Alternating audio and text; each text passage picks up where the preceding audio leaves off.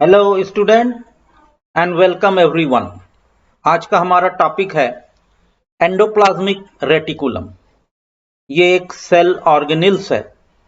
आज इस वीडियो के माध्यम से एंडोप्लाज्मिक रेटिकुलम की संरचना, उसके प्रकार, उसके केमिकल कंपोजिशन और एंडोप्लाज्मिक रेटिकुलम के कार्य का हम अध्ययन करेंगे। तो चलिए प्रारंभ करते हैं।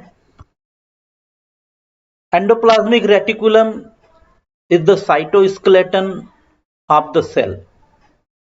ये जो एंडोप्लाज्मिक रेटिकुलम है वो साइटोप्लाज्म का स्केलेटन का निर्माण करता है। ये कंकाल का निर्माण करता है, अर्थात पूरे साइटोप्लाज्म को, कोशिका द्रव्य को बांध कर रखने का कार्य करता है। जिस प्रकार हमारे शरीर का जो स्केलेटन है वो पूरे शरीर को एक फ्रेमवर्क बनाकर देता है, आधार प्रदान करता है, उसी प्रकार एंडोप्लाज्मिक रेटिकुलम भी पूरे कोशिका के साइटोप्लाज्म को आधार प्रदान करता है। इसलिए इसे कहा जाता है साइटोस्केलेटन। ये एक सेल ऑर्गेनेल्स है, इंपॉर्टेंट सेल ऑर्गेनेल्स है, जो कि endoplasmic reticulum is absent from eggs, embryonic cells, RBC and bacteria. ये एंडोप्लाज्मिक रेटिकुलम एग सेल में, एम्ब्रियोनिक सेल्स में, आरबीसी में और बैक्टीरिया सेल्स में नहीं पाई जाती। इसके अलावा सभी प्रकार की कोशिकाओं में ये पाई जाती है और वहां पर इनकी संख्या ज्यादा होती है जहां पर प्रोटीन निर्माण से संबंधित जो सेल्स होती है उनमें एंडोप्लाज्मिक रेटिकुलम सेल्स की संख्या ज्यादा होती है। Endoplasmic reticulum is a network of membranes, bound cavity, vesicles and tubules distributed throughout the cytoplasm।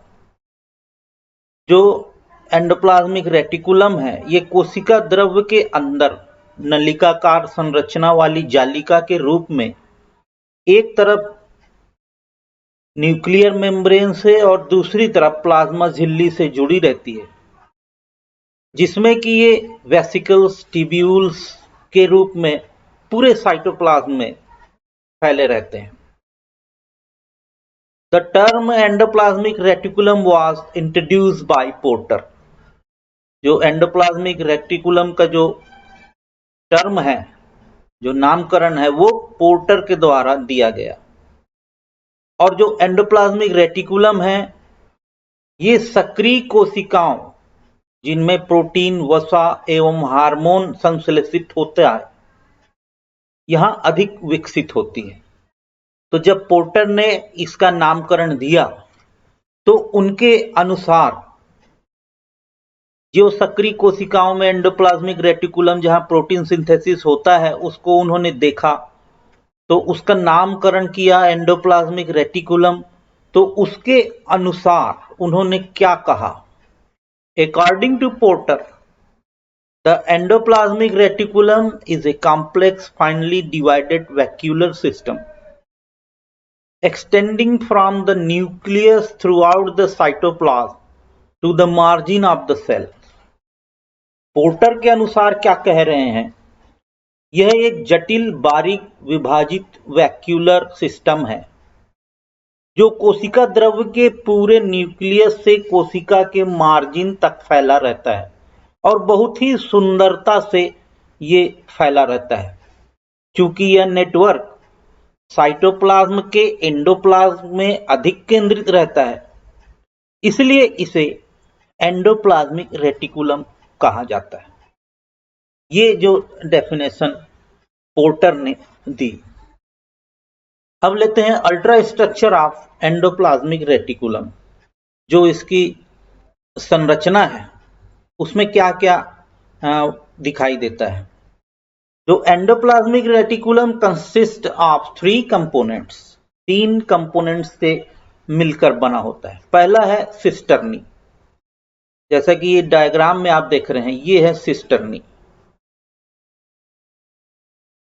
Cisternae actual में क्या है?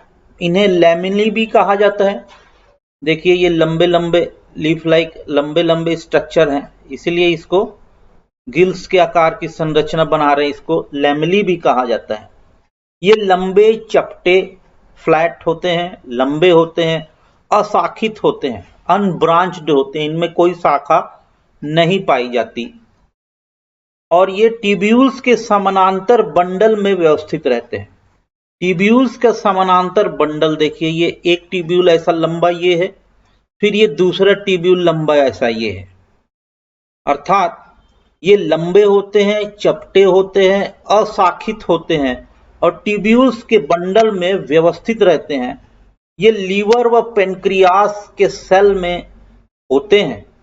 इनकी सतह पर राइबोसोम्स लगे रहते हैं और राइबोसोम्स इनकी जो सतह है, जो सरफेस है, ट्यूब्यूल्स का जो सरफेस है उसमें राइबोसोम्स अटैच होता है, इसको कहा जाता है सिस्टर्नी।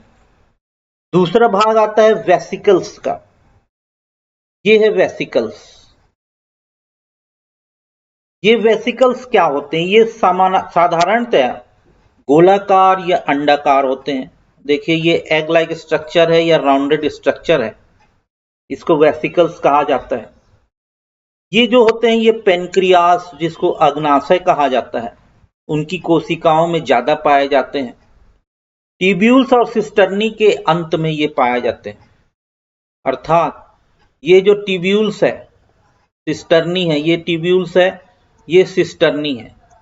तो सिस्टर्नी के अंत में और ट्यूब्यूल्स के अंत में पाए जाते हैं। मान लीजिए ये सिस्टर्नी है तो इसका एंड पोजीशन में यहां पर वेसिकल्स पाए जाते हैं।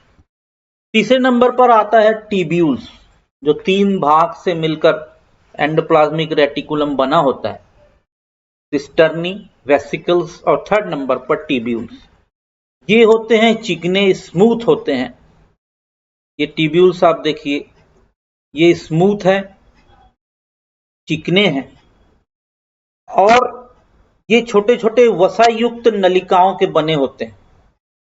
ये जो नलिकाएं जो दिखाई दे रही है, ये छोटे छोटे वसायुक्त नलिकाएं होती हैं, इनका ये ट्यूब्यूल्स बना होता है और ये ब्रांच्ड होते हैं, शाखा में भी ये पाए जाते हैं।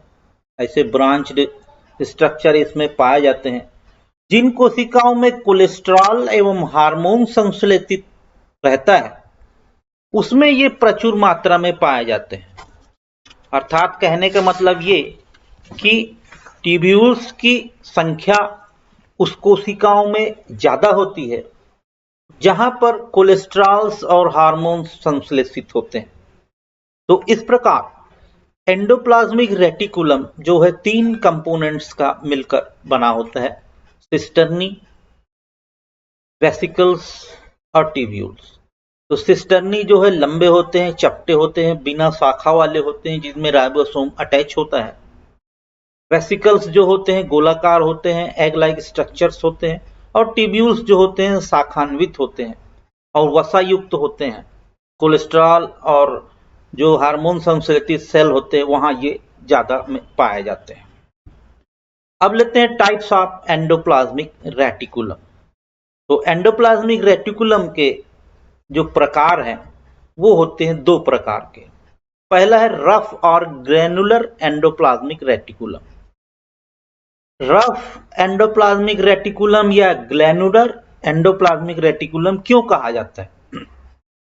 जब राइबोसोम एंडोप्लाज्मिक रेटिकुलम से जुड़ते हैं, देखिए ये राइबोसोम्स है, ये राइबोसोम यहां पर डायग्राम में लिखा है। तो ये जो पार्टिकल एंडोप्लाज्मिक रेटिकुलम के सरफेस से चिपके हुए हैं, ये छोटे छोटे फॉलिकल लाइक स्ट्रक्चर हैं, बॉल लाइक स्ट्रक्चर हैं। ये राइबोसोम जब आकर एंडोप्लाज्मिक रेटिकुलम से जुड़ते हैं तब उसे रफ एंडोप्लाज्मिक रेटिकुलम कहा जाता है। इस प्रकार की जो एंडोप्लाज्मिक रेटिकुलम है उन कोशिकाओं में पाई जाती है जो सक्रिय रूप से प्रोटीन संश्लेषण का कार्य करते हैं। जो एक्टिवली प्रोटीन सिंथेसिस का कार्य जो कोशिका करते हैं वहां पर रफ एंडोप्लाज्मिक रेटिकुलम पाया जाता है। जैसे कि liver cells, plasma cells, pancreatic cells. तो जो इसके जो सिस्टर्नी होते हैं, राइबोसोम्स आकर जुड़ते हैं। तो ये सिस्टर्नी जो एंडोप्लाज्मिक रेटिकुलम का कंपोनेंट है, वो सिस्टर्नी जो लीवर सेल्स में पाया जाता है, प्लाज्मा सेल्स में पाया जाता है, पैनक्रिएटिक सेल में पाया जाता है, वहां पर एक्टिव प्रोटीन सिंथेसिस का कार्य होता है।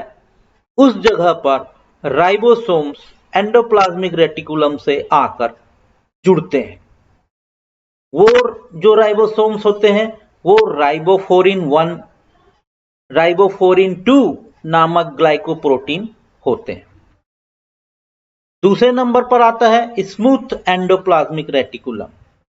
स्मूथ मतलब चिकने एंडोप्लाज्मिक रेटिकुलम। यह रफ एंडोप्लाज्मिक रेटिकुलम के साथ सतत तंत्र बनाती है, पैरेलल ही तंत्र बनाती है, परंतु इसकी सतह पर राइबोसोम्स नहीं पाए जाते। ये पूर्ण विकसित सेल हैं जो स्टेरॉयड हार्मोन सिंथेसिस करती हैं। तो जो स्मूथ एंडोप्लाज्मिक रेटिकुलम है, उनकी सतह पर राइबोसोम एब्सेंट होता है, लेकिन रफ एंडोप्लाज्मिक रेटिकुलम के साथ ही सतत तंत्र बनाती है, एक सिस्टम का निर्माण करती है, और साथ ही में ये पूर्ण विकसित होते हैं, वेल डेवलप्ड होते हैं, जो स्टेरॉयड हार्मोन सिंथेसिस करती है। यह ट्यूबुलर होते हैं, स्मूथ एंडोप्लाज्मिक रेटिकुलम ट्यूबुलर होती है, और रेटिना में जो पाए जाने वाली एंडोप्लाज्मिक रेटिकुलम होती है, जो रेटिना सेल में पाई जाती है, उसको जो एंडोप्लाज्मिक रेटिकुलम है, वहां का जो मेकाइड जो बॉडी है, जो मसल सेल्स में पाए जाते हैं एंडोप्लाज्मिक रेटिकुलम को सार्कोप्लाज्मिक रेटिकुलम कहते हैं। तो कुल मिलाकर ये जो स्मूथ एंडोप्लाज्मिक रेटिकुलम है, ये एक पैरेलल सिस्टम का निर्माण करते हैं। तो दोनों रफ एंडोप्लाज्मिक रेटिकुलम जिसमें कि राइबोसोम्स अटैच होता है, स्मूथ एंडोप्लाज्मिक रेटिकुलम जिसमें राइबोसोम्स नहीं पाया जाता। ये जो पार्ट था, ये था टाइप्स ऑफ एंडोप्लाज्मिक रेटिकुलम। अब लेते हैं इसका केमिकल कंपोजिशन, एंडोप्लाज्मिक रेटिकुलम का केमिकल कंपोजिशन। इसमें क्या क्या केमिकल्स उपस्थित होते हैं। तो एंडोप्लाज्मिक रेटिकुलम लिपोप्रोटीन का बना होता है, जैसे प्लाज्मा मेम्ब्रेन है, अदर सेल्स जो बनते हैं, ये जो होते हैं लिपोप्रोटीन के बने होते हैं। तो इनका जो रेटिकुलम होता है, रेटिकुलम के लिपिड अंश में फास्फोलिपिड, इसोसिटोल, लेसिथिन, सेफालिन आदि शामिल होते हैं। अधिकांश प्रोटीन को एंजाइमों के रूप में दर्शाया जाता है, जैसे esterase, NADH cytochrome reductase, NADH diaphorase, glucose 6 phosphate और Mg एक्टिवेटेड एटीफेस। रेटिकुलम पर मौजूद ग्रेन्यूल्स जो होते हैं वो RNA से बने होते हैं और प्रोटीन के साथ कंबाइंड होते हैं। साइटोप्लाज्मिक RNA का लगभग 25% भाग एंडोप्लाज्मिक रेटिकुलम से जुड़ा होता है। तो ये पार्ट था इसका केमिकल कंपोजिशन का, एंडोप्लाज्मिक रेटिकुलम का। देन आते हैं इसका इंपॉर्टेंट पार्ट है फंक्शंस, मुख्य कार्य क्या है। फंक्शंस ऑफ एंडोप्लाज्मिक रेटिकुलम में पहला है मैकेनिकल सपोर्ट, यांत्रिक सपोर्ट प्रदान करना। एंडोप्लाज्मिक रेटिकुलम साइटोप्लाज्म को यांत्रिक आलंबन प्रदान करती है, अर्थात कोशिका में कंकाल तंत्र की तरह कार्य करती है। तो ये एक स्केलेटन का निर्माण करती है जो साइटोप्लाज्म को बांध कर रखती है, क्योंकि एंडोप्लाज्मिक रेटिकुलम कोशिका में मैट्रिक्स के साथ मिलकर वैक्यूलर सिस्टम बनाती है, एक सिस्टम का निर्माण करती है जिसको कहते हैं वैक्यूलर सिस्टम, जो कि आधार द्रव्य को विभिन्न चेंबर में बांट देती है।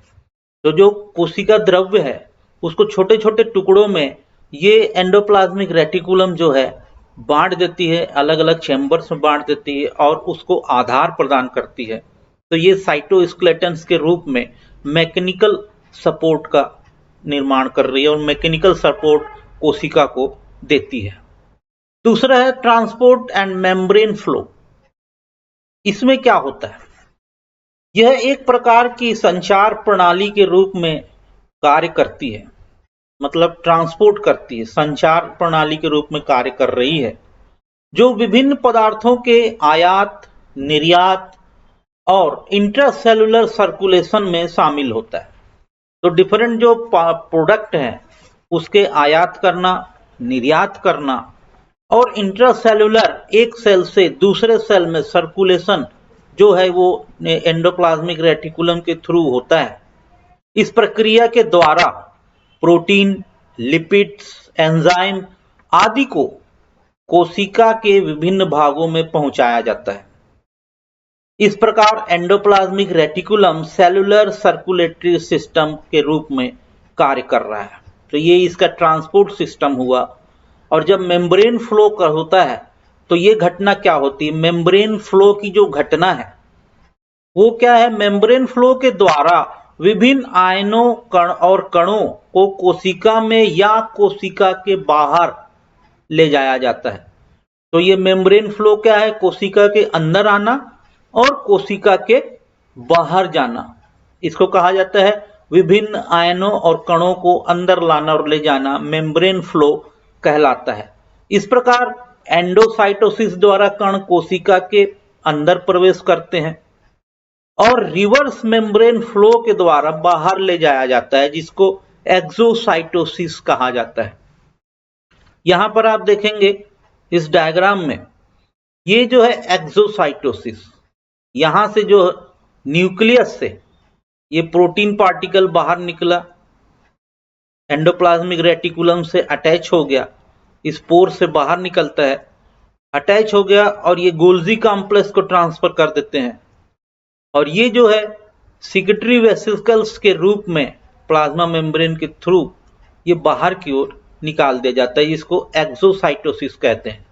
और जो एंडोसाइटोसिस के द्वारा यही जो पार्टिकल्स हैं जिसको अंदर आना होता है वो एंडोप्लाज्मिक रेटिकुलम के थ्रू ये साइटोप्लाज्म के अंदर प्रवेश करते हैं। तो इसको कहा जाता है transport and membrane flow. Third number पर आता है ट्रांसपोर्ट ऑफ जेनेटिक सब्सटेंस। ये भी एक इंपॉर्टेंट कार्य है एंडोप्लाज्मिक रेटिकुलम का। आनुवांशिक पदार्थ का न्यूक्लियोप्लाज्म से होकर साइटोप्लाज्म में होने वाला अभिगमन एंडोप्लाज्मिक रेटिकुलम के माध्यम से ही संभव होता है। जो जेनेटिक मटेरियल है वो न्यूक्लियोप्लाज्म अर्थात न्यूक्लियर के अंदर पाया जाने वाला द्रव और कोशिका के अंदर पाया जाने वाला द्रव साइटोप्लाज्म। तो जो न्यूक्लियोप्लाज्म से जो जेनेटिक मटेरियल है जो कोशिका के अंदर ट्रांसफर्ड होता है वो एंडोप्लाज्मिक रेटिकुलम के थ्रू ही संभव होता है। ये इंपॉर्टेंट इसका फंक्शन है, ट्रांसपोर्ट ऑफ जेनेटिक सब्सटेंस। फिर है synthesis of cholesterol and steroid hormone.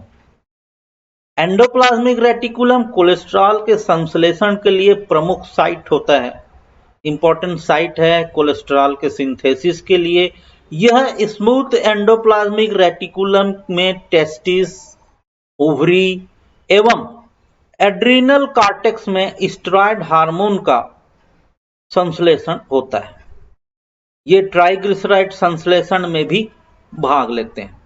तो इस प्रकार ये जो एंडोप्लाज्मिक रेटिकुलम है ये कोलेस्ट्रॉल के संश्लेषण के लिए इंपॉर्टेंट जगह है।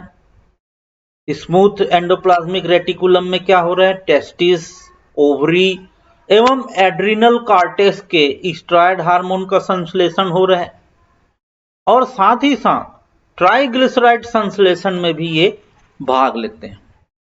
फिर नेक्स्ट जो इसका फंक्शन है वो conduction of intracellular impulse. Endoplasmic reticulum के चारों तरफ आयनिक ग्रेडियंट तथा इलेक्ट्रिक पोटेंशियल उपस्थित होते हैं। जो एंडोप्लाज्मिक रेटिकुलम है उसके चारों तरफ आयनिक ग्रेडियंट्स एवं इलेक्ट्रिक पोटेंशियल उपस्थित रहता है, जिसके कारण क्या होता है, इसमें कंडक्शन होता है इंट्रासेल्युलर इंपल्स का। जैसे कि रेखित मांसपेशियों के सार्कोप्लाज्म में पाए जाने वाला sarcoplasmic reticulum intracellular conducting system का कार्य करता है। तो मसल्स के अंदर सार्कोप्लाज्मिक जो पाए जाते हैं मांसपेशियों में, ये इंट्रासेल्युलर कंडक्टिंग सिस्टम का कार्य करते हैं। फिर है last but not the list, detoxification. यह डिटॉक्सिफिकेशन बहुत ही इंपॉर्टेंट है बॉडी के लिए, शरीर की सफाई के लिए। यह दवाओं एवं प्रदूषण के हानिकारक जो रसायन होते हैं, जो दवा हम खाते हैं और जो प्रदूषण से जो विषाक्त पदार्थ बनते हैं, उनको एंडोप्लाज्मिक रेटिकुलम साफ करने का कार्य करता है। तो यह दवाओं और प्रदूषण जैसे रसायनों के विषाक्त गुणों को कम करता है। डिटॉक्सिफिकेशन की जो प्रक्रिया होती है, ये लीवर कोशिकाओं के एंडोप्लाज्मिक रेटिकुलम में होता है। डिटॉक्सिफिकेशन जो होता है वो जैव रासायनिक क्रिया होती है, जिसको बायोकेमिकल रिएक्शन कहा जाता है, बायोकेमिकल प्रोसेस कहा जाता है, जिसके द्वारा हानिकारक पदार्थ कोशिका द्वारा उत्सर्जन के लिए उपयुक्त हानि रहित पदार्थों में बदल जाता है। इसमें ऑक्सीडेशन, रिडक्शन और हाइड्रोलिसिस और उसके अलावा घुलनशील अणुओं में संयुग्मन शामिल होता है। तो ये शरीर के सफाई के लिए इंपॉर्टेंट है। लीवर सेल में पाए जाते हैं पूरे रसायन, जो विषाक्त पदार्थ हैं उनको ये साफ करते हैं। जो हानि रहित है उसको बिना हानि वाले पदार्थ में कन्वर्ट कर देते हैं, साफ कर देते हैं। जैसे फैटी एसिड्स है, बाइल साल्ट है, स्टेरॉयड है और हीम जैसे मेटाबॉलिक वेस्ट जो होते हैं, अपशिष्ट पदार्थ होते हैं, उसको भी ये स्मूथ एंडोप्लाज्मिक रेटिकुलम द्वारा डिटॉक्सिफाइड किए जाते हैं। तो ये इंपॉर्टेंट इसका कार्य था, डिटॉक्सिफिकेशन। इस प्रकार आज हमने एंडोप्लाज्मिक रेटिकुलम का अध्ययन किया। आशा है ये चैप्टर आपको समझ आया होगा। Thanks for watching. Thank you.